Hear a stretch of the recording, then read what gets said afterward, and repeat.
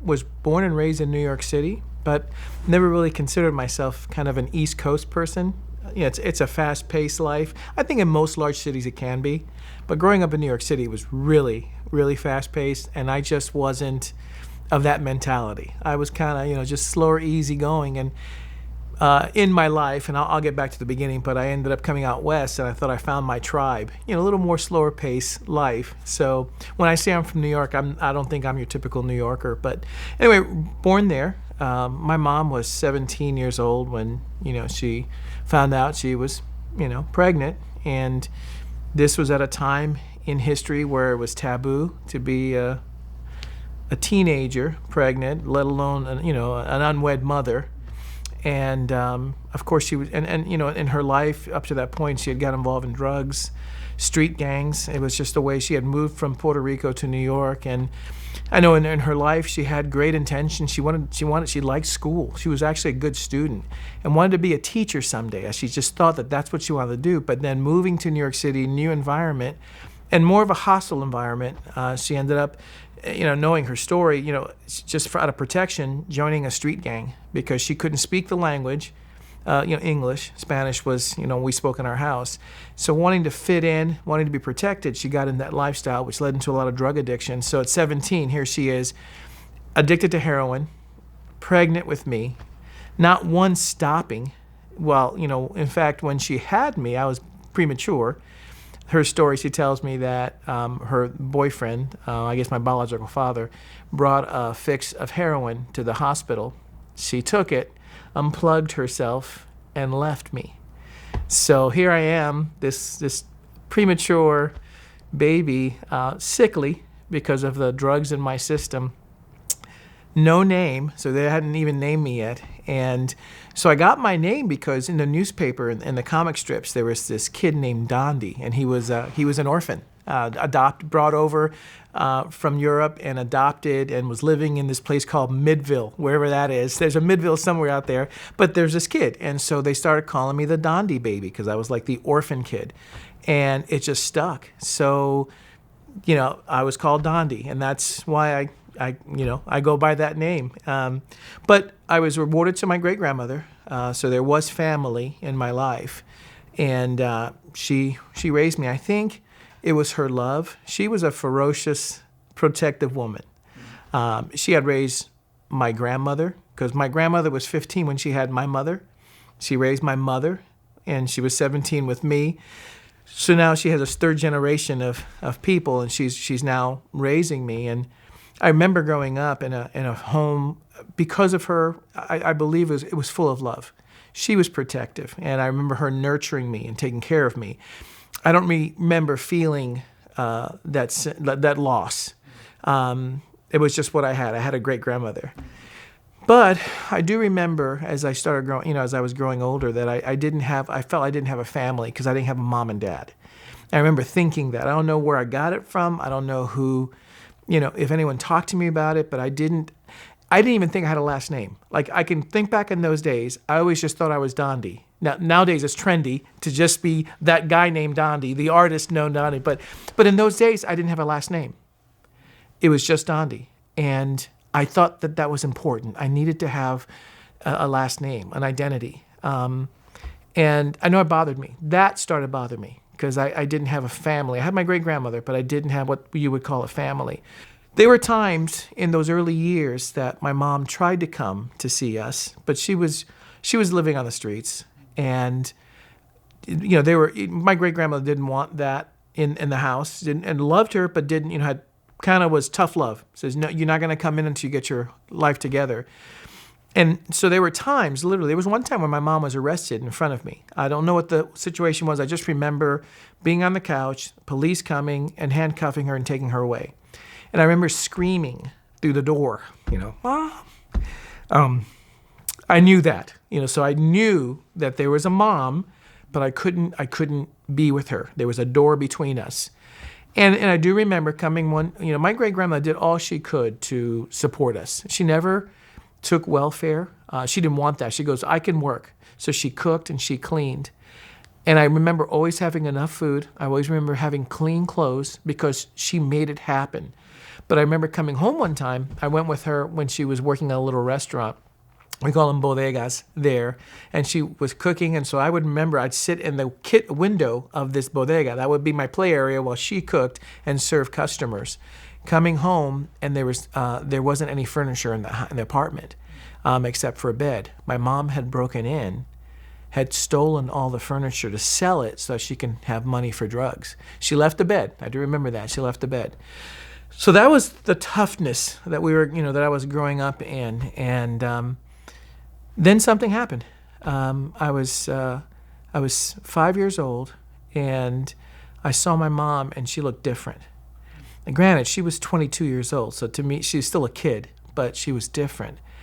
And what I'd come to find out is that someone had got into the streets and was reaching these gang kids, these drug addicts. This guy's named David Wilkerson. He was reaching them, and he had been there for a number of years, and just literally a guy who wasn't from New York City, a country preacher from Pennsylvania, felt that he was called to reach this generation of lost kids. My mom was one of them. And it was this lady, I remember, my mom tells me her story. It was a lady a church lady that came in. They were in the streets. They literally would do street services, go out in the streets and just start preaching the love of Jesus. Not condemning, not pointing the fingers. They weren't holding up signs, turn right or be left and whatever like that, It was, hey, there's someone that can change your life. And my mom saw that, and she wanted that. So that's her story. But at 5 years old now, I'm experiencing a change. And by 7 years old, I was able to, like my great-grandmother said, I want you to live with your mom. And so I had a chance now for the first time to have a family. She got married, so now I had a last name. And I remember learning how to spell Rodriguez, because I don't know. I don't know why prior to that, I just didn't think I had a last name. I probably did. I was probably called Rivera because that was my great-grandmother's last name. But I remember going by that. It was just always Dondi. And then all of a sudden it was Dondi Rodriguez because now I had a mom and dad. That meant a lot to me. That to me was like, I felt whole. As a little kid, I can tell you, there was just something about me having a pride of being able to have a mom and dad. And it wasn't easy. My mom was not used to having a kid, and I wasn't used to having a mom. I had a great-grandmother who spoiled me, I'm sure, who took care of me. All of a sudden, I was thrust into you have your own room, and this is it, and there's lights out, and there's curfew, and it's like, so there were some hard times, coming up in that. But that was the first taste of what I would say, family life. And growing up with my mom and dad, now we went from me knowing about God through, my great-grandmother was Catholic. We were, most Hispanic families are Catholic by nature. And I went to Catholic church, but in those days it was in Latin, so I didn't understand a thing. I saw a statue of this man with bleeding red eyes and bleeding. I couldn't understand, why is he bleeding? Why is he crying blood? And why is his hands covered in red blood? I never got that. Couldn't understand it. But now my mom, who had come to know Jesus and now married to Demi Rodriguez, my now stepfather, they took me to church. And I had heard now about this Jesus. The first time, then I understood why he had to die on a cross for us and for me. So started putting those visions together of, what I had seen growing up in statues and pictures into now this new message, of hope. And I'd seen it really kind of lived out in my mom's life. She was totally different. From 7 on, living with this, this new mom and now new stepfather, but they were Christian. They loved Jesus. They went to church, and a church that worshiped God and arms up, raised, eyes closed, and praying out loud. And there was a fire in these services.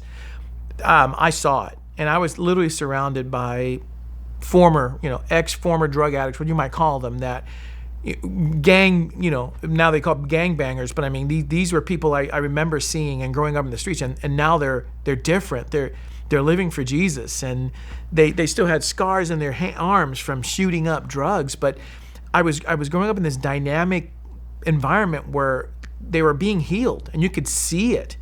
And so that impacted, like, I want in on that. As a young kid, is like, this is powerful. I've never experienced something so alive. But, as I think with some kids that are raised in Christian homes, at least with me, I thought, okay, this is good. I'm going to church. I sing the songs, raise my hand. But I think I was just going through the motions because everyone was doing it, and it felt good. It really did.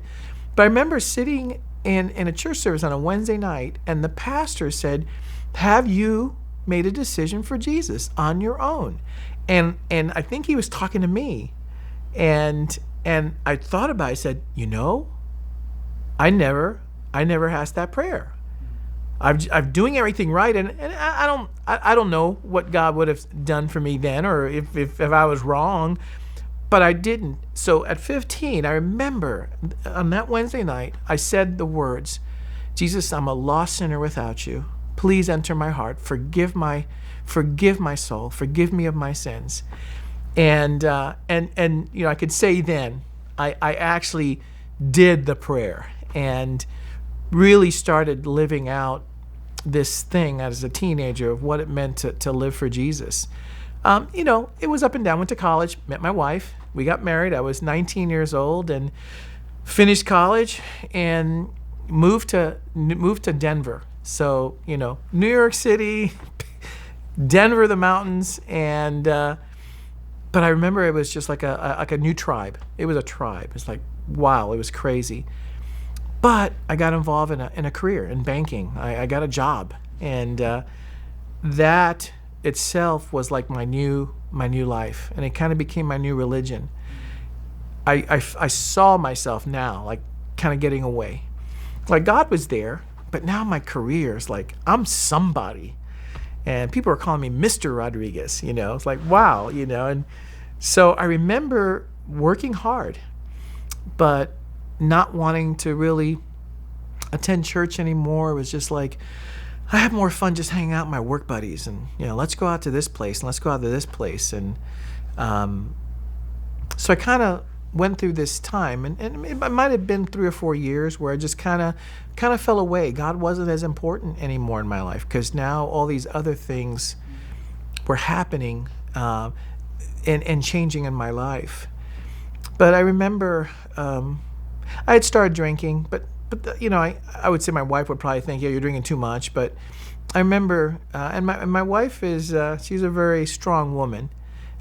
We were at a party, and she said, let's go home. And I said, no, we're having fun. And she goes, honey, it's late. And I said, no. And this is my wife. If you don't leave now, I'm gonna leave without you.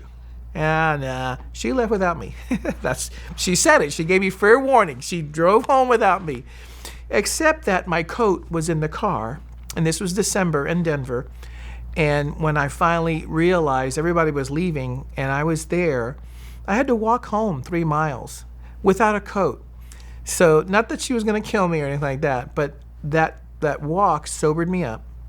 And I started thinking about, I took an assessment of my life. I thought, I don't know if I really want this. Of course, I'm freezing, but is this what I want? Totally. And I remember getting home, and I nudged her, and she goes, you smell like alcohol. And I said, I know, honey, I'm sorry. Can we go to church tomorrow morning? And she goes, of course. And so we went, and even getting up and showering, she goes, honey, you smell like alcohol. I said, well, I hope the pastor accepts me. But that morning, I remember, now that teaching that morning was about saying when. So we all got to come to a point where we say when. It's when. And I remember I had a little Bible then, and I put, it starts today, say when. And there was kind of a rededication of my life to God then. I was like, God, yeah, I won't run anymore from you. It's my when moment. Jesus, you're right. You've always had your hand on me, and you've opened up these doors for me. I got a career, and I got a wife and a home, and I can't live without you. So things started changing. But I remember that my sister, my half-sister from my father and my stepfather and mother, they had 3 other kids, my brother and 2 sisters. she was angry. She was an angry child. We always knew that. My little sister, she was the angry one, and now she's 19, 18, and she's going to counseling for her anger issues. And I applaud that. I said, honey, yeah, I'm glad. I'm glad you're doing that. She goes, well, the therapist wants to talk with you because you're the oldest of the family and you were like the rescuer, so kind of wants to get your insight. I said, sure, why not? Anything that'll help you and help the family. So I remember sitting there and she asked me one question. She says, no, and actually it wasn't a question, it was a statement. So tell me about your life. So I sat there, I started talking, and all of a sudden this thing hit me. It's like, oh. And I remember that sense of that kind of washed over me again. Like I don't feel wanted. And growing up, even with a Christian mom and dad, they just weren't there. Like they were busy in their life and trying to get their stuff going. And I remember like being part of a band, and I was proud because I could play a trumpet. But my mom and stepfather were never there. And I'd be playing and looking through the music and seeing if there's anyone that I could see in my family, and no one was there. And so I started, those were the hard times. I was actually left at school one night. I was the kid. I was always the last kid to be picked up because my mom and dad were like, oh, where is he? It was at 9 o'clock. I'm still sitting there in front of the school. And, we didn't have city buses, and I didn't have a phone. There were no way to call. And a neighbor came to pick me up and said, hey, your mom and dad have some people at home. They sent me to get you. So I was embarrassed. I got put my stuff in the car. When I get home, my mom's laughing it off. Oh, we forgot you. I can't believe it. So there were guests there. And so I guess in their embarrassment, they just wanted to laugh it off. But I felt, wow, thanks. So I went to my room and just went to bed and tried to forget it. But there was just those every moments, playing baseball, looking up. There was no family. So I had a family, but I didn't have a family. Here I am now, 35, talking to this counselor, and I'm reliving this, and I'm sobbing. And I'm going, where did that come from? And a word abandonment came. She goes, you're probably dealing with abandonment issues. From the time you were little, you're saying you didn't have anyone. Your great-grandmother was there, but you grew up feeling you didn't have anyone. You were nobody. You're still carrying it through your teen years. Your mom and dad are busy. They're not there. And you have been abandoned, and you're living with that. And I didn't know that I was carrying that stuff inside. And I sobbed and sobbed and sobbed and kind of got that stuff out of me, dealing with the fact that identity of me not being wanted. And I don't know if I got that from the very beginning when my mom left me. She didn't want me. And I don't think anyone ever told me that. I don't think I ever, my great-grandmother certainly didn't. She didn't fill my head with poison, but I just didn't feel wanted. And I think that 35, then dealing with that for the first time, I had known Jesus. I had come to the cross. I would tell people, Jesus can heal you, and believe it for them, but not feel that I needed healing of any other thing because I was okay. But learning how to deal with that sense of loss was one of the toughest things because then I had to talk about it more. And then obviously through counseling and through prayer and through just being real with myself, I started experiencing some of that real healing that started coming. And it goes back then to my family, to my immediate family, my wife and my kids. And that's why it was always important for them. And now I have grandkids. I have 7 grandkids. For them to never feel that they would ever have to go through that sense of abandonment, that sense of they're not important, I don't look like my mom a whole lot. I do know I'm hers. Like she claimed me, it was okay. So I knew that it was my mom. But growing up as an identity, I didn't look like anybody else, and that bothered me. I remember in my teens trying to find my father because I wanted to knock on a door and look at someone's face and go, there you are, And I remember, and she helped me. She said, well, I know it means a lot to you, so we'll take you around places and see if we can find him. He was still a drug addict out there in the streets. And so I remember his name was Frankie. And so I would go to places where I had heard he hung out, and people would look at me and say, "You're his son, aren't you?" And I'm going, yeah. And, well, he was just here. You might go to so-and-so. So I'd go to so-and-so, and I'd knock and say, "Hi, I'm looking for this guy named Frankie." He said, "You're his kid, aren't you?" So he was like haunting me, like, "Oh, you look just like him." I was like, "Great. No, you just missed him." So that whole summer of my 15th year, I did some time, I'd looked and could never find him. And then I got one more address, and it was literally in the shadows of Yankee Stadium, which I had gone to when I was little. So here I am back in this neighborhood. I knock on a door. Little white-haired lady opens the door, and she goes, "Frankie, you're home." She looked at me, and she says, "You are my grandson. I can see in your face." And she touched my face, and she goes, "Yeah, you're just like him." So that was scary. I saw this movie, Antoine Fisher, Looking for Antoine Fisher. It was the same thing. He was doing it too. And I thought, that's my life. That's my story. Because literally, here's this white-haired lady, and she goes, "Frankie, you're home." And she showed me pictures. She had pictures of this man holding a little teeny baby. That was me. And she said, "He always loved you. And we always wanted to get to know you and see you." And I was like, it was a whirlwind of pictures and names and faces that I couldn't put together. But certainly I was looking at a picture of someone that I can say, okay, for better or for worse, there's an identity. I can see this. This is what I look like.